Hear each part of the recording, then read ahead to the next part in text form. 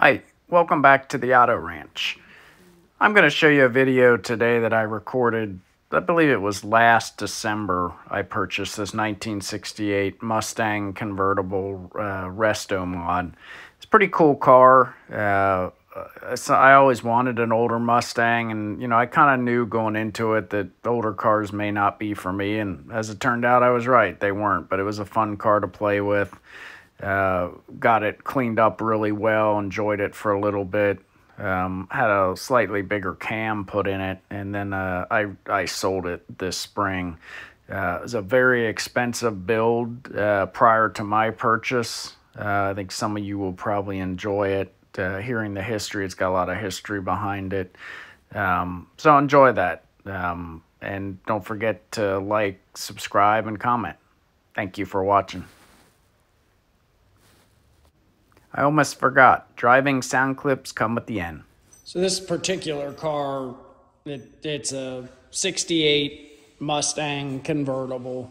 It actually started out life as a 68. Obviously, convertible was red.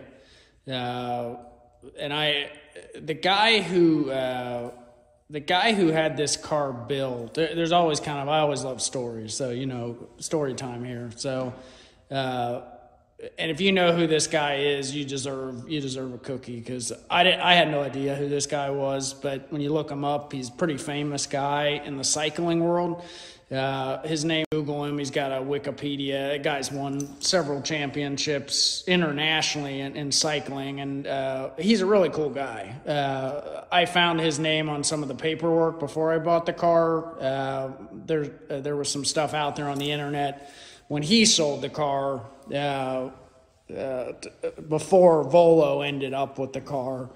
And I found his name on the paperwork and reached out to him and talked to him about the car. And I mean, he could have told me to easily a pound salt. I mean, he's a very wealthy, famous athlete, particularly in the cycling world. And I mean, but the guy was super nice. He called me. We talked for about an hour about the car.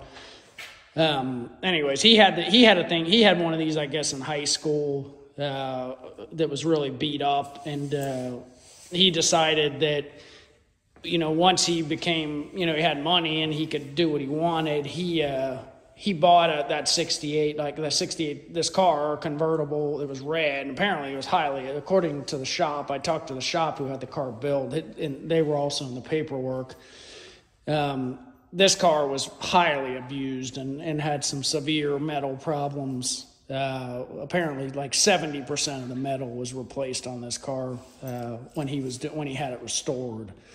So he undertook the restoration of this car. I want to say the car was completed. The body part of it and the interior and the motor were done like in 2008 and 2009. And then like in 2015, he had that, if you've seen the pictures underneath that I posted, he basically had somebody do the entire suspension in like 2015 with these forge line wheels. I guess he had these custom made. I think they'll custom make a color for you. He said it took a year and a half, and I don't remember what he said they cost. It sounded outlandish to me. I know these wheels aren't cheap, even if you just go with the stock colors. They're probably $6,000 in wheels just for a stock forge line wheels. But I swear he said he paid like $10,000 for the wheels. Now part of me thinks there was a lot of padding going on with this guy, because I think he wanted what he wanted. And they knew he was a wealthy guy and he had money to spend, and sometimes that's how it goes, and he wanted the best of everything. He told me, and this is not uncommon on these Restomods, you definitely don't want to do these yourself. You want to buy one of these secondhand or third hand or whatever, like this car. He told me he stopped counting money receipts on this car at $150,000. But he wouldn't tell his wife, but he thought he had well over $200,000 in the whole, but from end to end, starting probably in like 2004, 2005-ish. The car, like I said, didn't really end up getting completed till 2015. And here's the sad fact. The guy travels all over the world. He has 3 houses. He put 850 miles on this car from the time he had it built, completely restored. So that's the sad fact. You spend all that money and, you don't get any use out of it. And I'm not judging them, because certainly I've owned cars that, I haven't put hardly any miles on them, and you end up taking a hit on them. Nothing like this guy did. Because I didn't, this car wasn't cheap, but I didn't pay anywhere near what he had in the car. It was sort of what attracted me to it, because in this market, guys, in a lot of cases every guy that has a 69 Camaro that he has $100,000 in, he's trying to get $100,000 for it. Whereas 3 years ago, he had no chance of ever recovering his investment. But today, and this past summer, a lot of those guys were getting their money if the car was nice. This guy, obviously, given the car and what it was, he wasn't going to see that money. And he sold the car to a basketball player. And this is the story that, if you watch any of the videos on Volo about this car, they claimed it was a basketball star car. But how it usually works in the car business is, like anywhere, it's like telephone tag, right? What the message that starts out at the beginning and what it ends up at the end are 2 different things. So anyways, he sold this car to a basketball coach who was just a small town college basketball coach. He was 7 feet tall. Guy apparently couldn't fit in the car. If you notice, the driver's seat kind of sits lower than the passenger seat, because he tried to make it fit by having the seat adjusted, but he couldn't fit in the car. So he sold the car in 3 weeks because he just couldn't drive it. And so the car got sold. I think what I suspect happened is it went to Volo. I think he consigned it to a shop in California, and then Volo ended up picking it up because they knew this was a car they could probably sell on their site. And so they did. And then at the beginning of 2021, they sold this car to a guy, a collector in New Jersey. And he had it most of the summer. He put literally 103 miles or something on the car all summer. And then he sold it back to Volo along with another car that he was liquidating from his collection. And then that's when I ended up with it. So it's changed hands a couple times in a very short period of time. And that's not uncommon, I think, for some of these cars. Guys go through. It's just like on the new cars like me. I mean, you should never be afraid of a low-mile, newer car that, somebody just gets bored with, because, as you all know, I'm crazy and I do it frequently. So, and it's good to know I'm not the only one. So, but the car, in talking to the shop who did the work, back in 08 or 09, if you look down the body line of this car, it's pretty much laser straight. I won't kid you. Probably my biggest disappointment about this car is the quality of the current state of the paint. It looks beautiful from a couple feet away, but if you get real close, it's got a lot. It needs a paint correction, and probably for the first time in my life, I will turn that over to an expert to do. It's a black car, and black cars take special love and expertise, and there's only a few people in town who really, I think, can do it. I could do a half-assed job, and I'm not going to even attempt it, because it needs some wet sanding and stuff in a couple spots, which is out of my realm. But that's been my biggest disappointment. I had the car inspected by a guy who comes highly recommended up in Chicago. He told me the car's a beautiful car. It's very well put together. And I think other people are they're not as picky as me. I mean, at the end of the day, I think Charlie Watson put it best. There's not a black car out there that would pass my inspection. And Charlie's right. If I had seen this car in person, I probably wouldn't have bought it. Buying it sight unseen with a guy inspecting it for me, he kind of said, oh, it's got a couple, little scratches here and there. Because I just think that's what they expect, what the average person would expect on an older car. But he didn't know who he was dealing with. So, and that's not his fault. That's my problem. And we'll get it paint corrected, and it'll be probably as good as it could be. And like I said, walking by it, the car was done right. I mean, the guy who built it, he put the time into it, and the guy who was having it built, like I said, spent way more money than he should have having it done. But anyways, you probably care more about the specs. One of the things he told me, he said, if I had kept the car, he would have started getting into updating the drivetrain or the powertrain. He didn't do much there. I say that he did do some. This engine actually was, when he bought the car, it had a 72 302 in it from, I don't know, not a Mustang. And he had it when he had the car restored in 2008. He had the motor torn down and had a Ford Performance Racing kit put in it. The shop told me that kit advertises like 345 horsepower, I think, on the 302. It has an Edelbrock Performer intake, big Holly carb. He had vintage air conditioning put on it. It's got modern power steering. You can kind of see some of the lines. MSD ignition. He did as much, I think, as he could. It has an automatic C4 transmission that he didn't really tell me much about, but the inspector said he thought the transmission definitely has higher shift points than they do from the factory. It was rebuilt also at the same time the motor was done, but again, only has about 1,000 miles on the motor since it was redone. It would have been.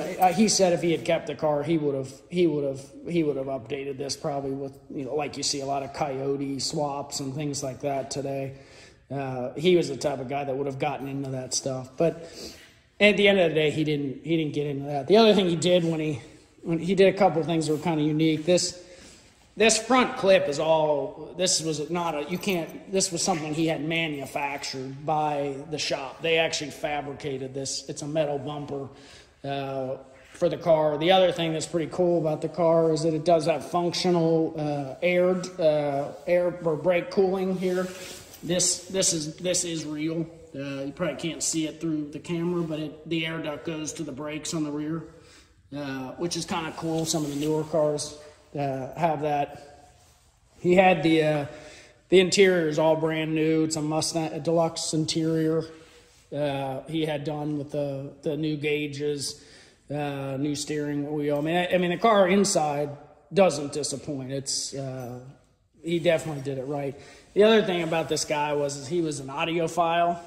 So if you look, that's not the way it came in '68. Obviously, he had those fabricated, all the panels, and they're also down here. If you look, he had these fabricated into the bottoms, the tweeters, and then I'll show you when I do the trunk. There's a bunch of amplifiers in the back. The other thing he did was he had Dynomat put throughout the car. It's kind of like, my understanding of it, it's kind of like insulation for a car. It quiets the car, makes it more acoustically sound on the inside so that he could hear the radio or the stereo. And it has, it's got a 2008 modern stereo in it, which needs to be updated because it doesn't have Bluetooth. You have to use a plug to get it to work with your phone. Which is a shame because I'm sure it sounds good when you fully connect it, but the reality is the car's noisy. I mean, it's an old car, and the motor. You want to listen to the motor. That's part of the fun of a car like this. But he was an audiophile. He spent extensive money having it insulated with the Dynomat, and then he did upgrade, like I said, the speakers and all that stuff. To make it like an audiophile type of setup. So that's the interior. Talked about the motor, the front clip. I'm trying to think if I'm missing anything else that's kind of unique about the car. I really don't think that's I think that's it. I can show. Some of you asked to see here at start. You know, it has thrush mufflers and X pipe on it with coated headers. You know, typical old cars, no catalytic conversion. This car smells like gas from the minute you start it to the minute you stop it. But I think it sounds pretty good. You guys know I love sound. It doesn't sound like the new cars, but you'll hear it.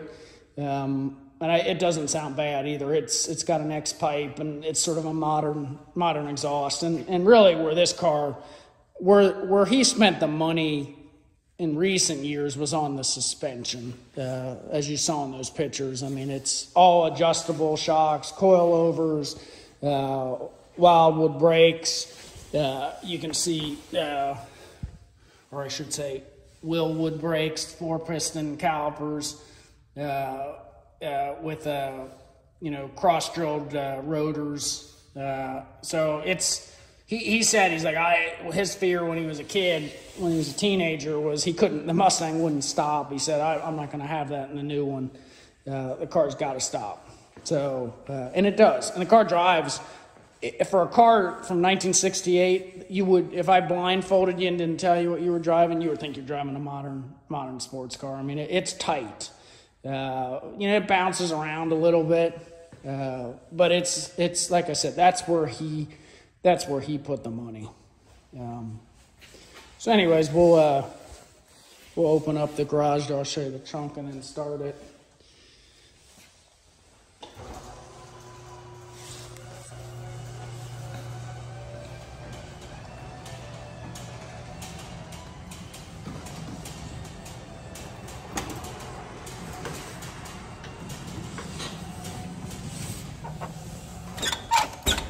The other thing was he put this pull handle in there to open it, so you got a remote. Like I said, it's all carpeted and boxed in with these JL audio amplifiers. Like I said, it's a hard car to really understand, hear what it sounds like, but he's got the cool exhaust tips kind of coming out the back of it. I mean, all the gauges and stuff, or all the lights and badges have been removed. The other thing that's cool about this car is it actually has heated seats, which how many 1968 cars have heated seats, right? But this one does. So, he wanted a lot of the modern conveniences with the car. So.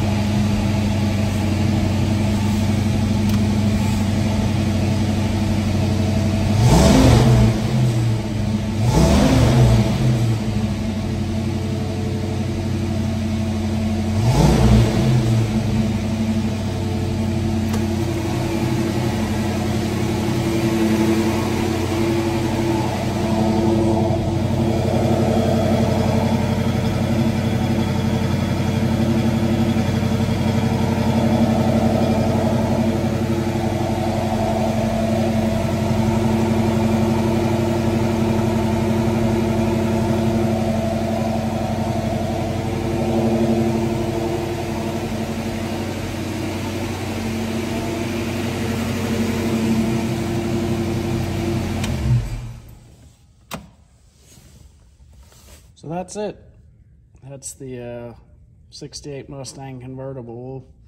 We'll see how long it lasts, but my hope is to get it paint corrected, have a local classic car shop take a look at it, make sure that the guy didn't miss anything mechanically on it.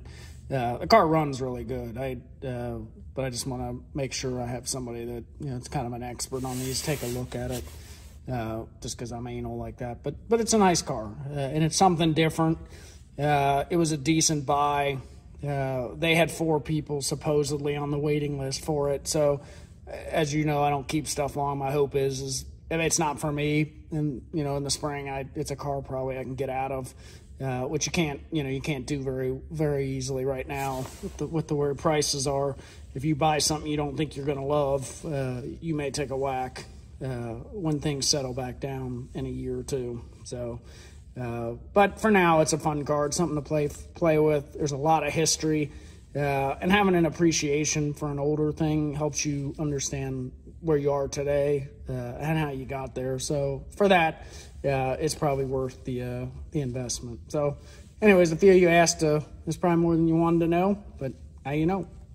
Thanks for listening.